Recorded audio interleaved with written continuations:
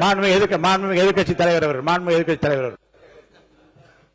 பேரவைத் தலைவர் அவர்களே, இந்த தொகுதி மறுவரையறை டீலிமிட்டேஷன் அதை பற்றி ஒட்டுமொத்த இந்தியாவுக்கே முன்மாதிரியாக அதை முதலாக அந்த பிரச்சனையை பற்றி பேசிய திராவிட முன்னேற்ற கழகம் எங்களுடைய தலைவர் அவர்கள்தான்.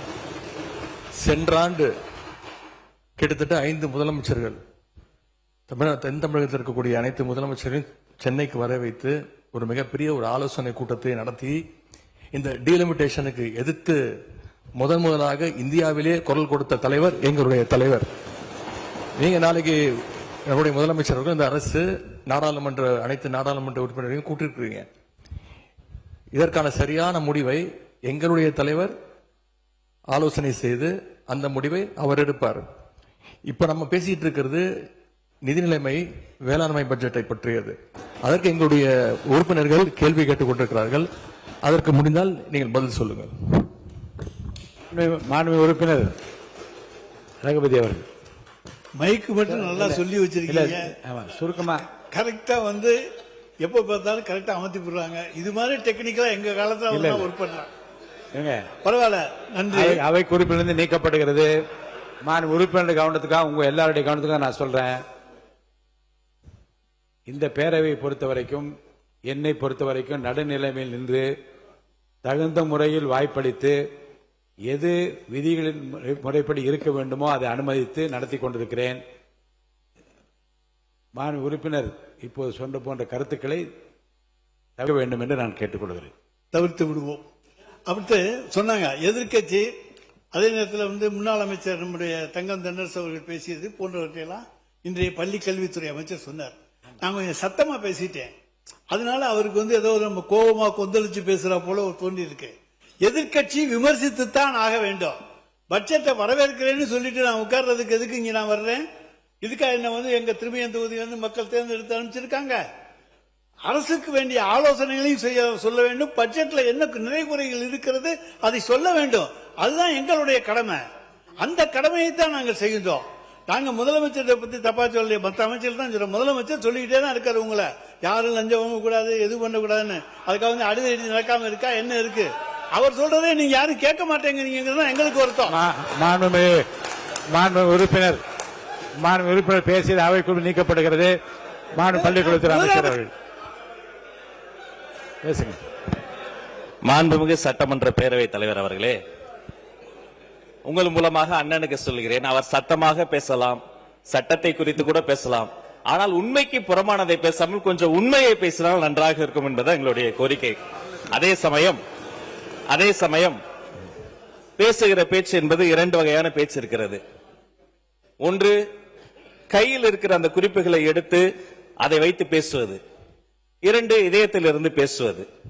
இந்த 2 வகையான பேச்சுகளையும் இந்த மதிப்பிற்குரிய மாமன்றம் பார்த்திருக்கிறது. 3வதாக ஒரு பேச்சு இருக்கிறது. அது வாதங்களை எல்லாம் எடுத்து வைத்து ஆக்கப்பூர்வமாக பேசாமல் ஒரு விதண்டாவாதமாக பேசுவது. அண்ணனுடைய பேச்சு என்பது ஆரம்பம் முதலே ஆக்கப்பூர்வமான ஆலோசனைகளையோ விமர்சனங்களையோ வைத்தால் அதை ஏற்றுக்கொள்ளக்கூடிய மனநிலையில் தான் எங்கள் வெற்றி தலைவர் தமிழக வெற்றி கழகத்தை வளர்த்திருக்கிறார் என்பதை இந்த மாமன்றத்தில் கூறி, அதே சமயம் உண்மைக்கு புறமான ஏதேனும் ஒரு செய்தியை அவர் சொல்கிற பொழுது அதை அந்த இடத்திலேயே சுட்டி காட்டுவோம். நீங்கள் சொன்னதை போல எப்போதுமே நாங்கள் உரிமைக்கு குரல் கொடுப்போம், உறவுக்கு கை கொடுப்போம் என்பதை மீண்டும் அந்த உறுப்பினர்களுக்கு உங்கள் மூலமாக தெரியப்படுத்திக் கொள்கிறேன். நன்றி. மாண்புமிகு பேரவைத் தலைவர்களே, மாண்புமிகு உறுப்பினர் அவர்கள் கேட்டாங்க, இடைநிலை நிதிநிலை அறிக்கை 2026-27 3000 கோடி விஆர்ஜி ராம்ஜி திட்டத்து சென்ற அரசால் ஒதுக்கப்பட்டது. அவர்கள் இத்திட்டத்தை எதிர்க்க என்பதை இந்த நேரத்தில் தெரிவித்துக் கொள்கிறேன். மாண்புமிகு அமைச்சர், மனிதவளத்துறை அமைச்சர். மாண்புமிகு பேரவைத் தலைவர் அவர்களே, மாண்புமிகு சட்டமன்ற உறுப்பினர் அவர்கள் ஆர்டிஐ சம்பந்தமாக ஒரு கேள்வியை எழுப்பினார். அதாவது திராவிட முன்னேற்ற கழக ஆட்சியில் ஆர்டிஐ அவர்கள் தலைமையில் நடந்து கொண்டிருக்கும் மொழியே எக்கச்சக்க பேக்லாக்ஸ் இருந்தது. அதுல நிறைய முரண்பாடுகள் இருந்தது. இது சம்பந்தமாக 21/7/2026 அன்று முதலமைச்சர் அவர்களின் தலைமையில் நடந்த ரிவ்யூ மீட்டிங்ல இது சம்பந்தமாக நாங்க ஆலோசனை செய்திருக்கிறோம். அதனால் இப்பொழுது 8/7/2026 அன்று ஒரு குழு அமைக்கப்பட்டு இதன் மூலம் அந்த ஆர்டிஐயை சரி பண்றதுக்கும் அடிஷனலாக இருக்கிற அந்த உறுப்பினர்களை போடுவதற்கும் நாங்கள் உரிய நடவடிக்கை எடுத்துக்கொண்டிருக்கிறோம். அதனால் இந்த முதலமைச்சர் கவனத்திற்கும் இந்த பேரவை வாயிலாக நான் தெரிவித்துக் கொள்கிறேன். நன்றி. மாண்புமிகு பள்ளிக்கல்வித்துறை அமைச்சர் வந்து சில கருத்துக்கள்லாம் சொன்னாங்க. இந்த காலையில் திருக்குறள் நான் படித்தேன், அதனுடைய விளக்கத்தையும் படித்தேன். இப்போ விளக்கத்தை மட்டும் படிச்சிடறேன், அதை மனதில் வைத்துக் கொள்ள வேண்டும். உறுப்பினர்கள் சொற்களின் தொகுதியை அறிந்த தூய அறிவாளர்கள் அவங்க எப்படி பண்ணுவாங்கன்னா, அவையின் தன்மை அறிந்து தான் சொல்ல போவதையும் நன்றாகவே ஆராய்ந்தே எதனையும் சொல்ல வேண்டும், இதனையும் நான் கருத்தில் கொள்ள வேண்டுகிறேன். மாண்புமிகு உறுப்பினர் ரகுபதி வாங்க. மாண்புமிகு பேரவைத் தலைவர் அவர்களே, தயவு செஞ்சு எங்களுக்கு எப்படி பேசணும்னு அவங்க சொல்லி தர வேண்டாம். நீங்க தேவையற்ற சர்ச்சையில தவறுங்க. நீங்க பாருங்க, அடுத்த உறுப்பினர் நான் பேச அழைச்சிடுவேன். மொத்தமாக இந்த வரவு செலவு திட்டத்தை பொறுத்த வரைக்கும் அதுல வந்துருவோம் என்ன நிறை குறை என்பதை பற்றி.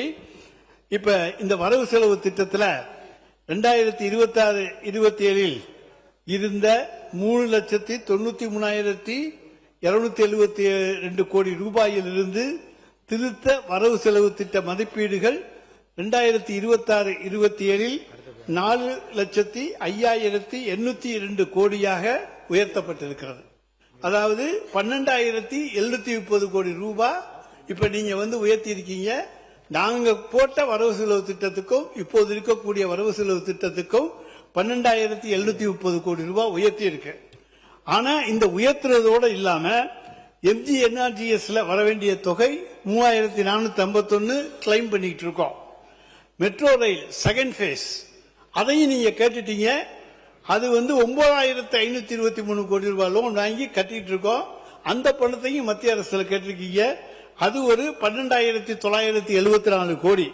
அப்ப ரெண்டையும் சேர்த்தோம்னா கிட்டத்தட்ட 26,000 கோடி எங்களுடைய பட்ஜெட்டை விட இப்பொழுது நீங்கள் கூடுதலாக செலவுக்கு போட்டிருக்கிறீர்கள்.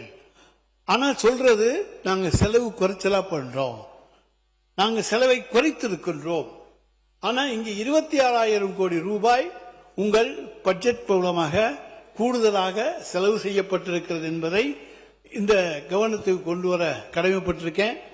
200 யூனிட் மின்சாரம் இதெல்லாம் சொன்னா நீங்க கோவிச்சுக்கிட்டு யாருக்கு கிடைக்கல. 3 லட்சம் பேர் மனு கொடுத்திருக்கிறதாக செய்தி வந்திருக்கு.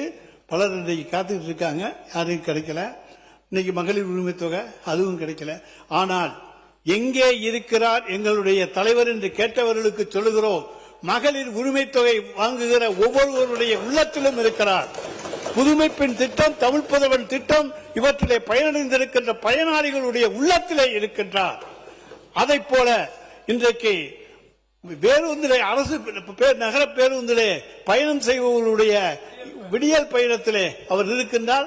விடியலை நீங்கள் எடுத்து விட்டீர்கள், பரவாயில்லை. தமிழ்நாட்டுக்கு விடியல் எங்களால் மீண்டும் கிடைக்கும். எனவே அந்த விடியல் பயணத்திலே அவர் இருக்கின்றார். இப்படி ஒவ்வொரு காலை உணவு திட்டத்திலே இருக்கின்றார். இப்படி அடுக்கிட்டே போலாம். அதனால எல்லா வகையிலேயும் தமிழ்நாட்டு மக்களுடைய இதயங்களிலே அவரை இருக்க செய்திருக்கின்றோம். ஆனா ஓட்டு போற அந்த நேரத்தில் மட்டும்தான் சின்ன குழந்தைங்க அங்க போய் குறுக்கால புகுந்து அவங்களுக்கு எந்த திட்டமும் தெரியல. ஆனால் நிச்சயமாக நீங்க இப்ப சொல்லிருக்கீங்க பாருங்க, அண்ணன் சீர் அது கொடுக்க முடியாது 832 கோடி ரூபாயில. ஏன்னா 2022-23 மட்டும் நாங்க மூவாலூர் ராமாமிர்தம் அம்மையார், அதை போல முத்துலட்சுமி ரெட்டி அம்மையார் திருமண உதவி திட்டம், இந்த திட்டங்கள்ல கொடுத்த பெண்களுடைய எண்ணிக்கை மட்டும் 1 லட்சம். அப்ப எல்லா பெண்களும் என்று எடுத்துக்கோனா நிச்சயமா 2 லட்சம் 3 லட்சம் பேர் வருவாங்க. நீ தங்க 1,05,000 ரூபாய், உங்க அதிர்ஷ்டம் 1 லட்சத்துக்கு வரட்டும், புடவை 10,000க்கு வரட்டும். 1,10,000 1 லட்சமா ஆக்கினா கூட 2,000 கோடி ரூபாய்க்கு குறையாமல் தாலிக்கு இன்றைக்கு நீங்கள் மாமன் சீர் தருவீர்கள், அண்ணன் சீர் தருகிறீர்களே, அதற்கு வேண்டும். ஆனால் அதற்கு ஒதுக்கி இருப்பது 832 கோடி ரூபாய் மட்டும்தான். நிதியமைச்சர் அவர்களே, அதே போல ஒவ்வொரு சைக்கிள் சொல்றீங்க, அது நாங்க 3900 ரூபாயில சைக்கிள் கொடுத்தோம். இப்ப சூப்பர் சைக்கிள் கொடுக்க போறீங்க, 8000 ரூபான்னு சொல்றாங்க. அந்த 8000 ரூபாய் சைக்கிளை கொடுத்தீங்கன்னா அதுக்கு நான் வர்ற பணம் கணக்கு பார்த்துக்கங்க. எதுவுமே நீங்கள் போட்டிருப்பதெல்லாம் அரைகுறையாகத்தான் இருக்கிறது. முழுமை அடைகின்ற தொகை அதிலே கொடுக்கப்படவில்லை. எனவே இந்த பட்ஜெட்ல நீங்க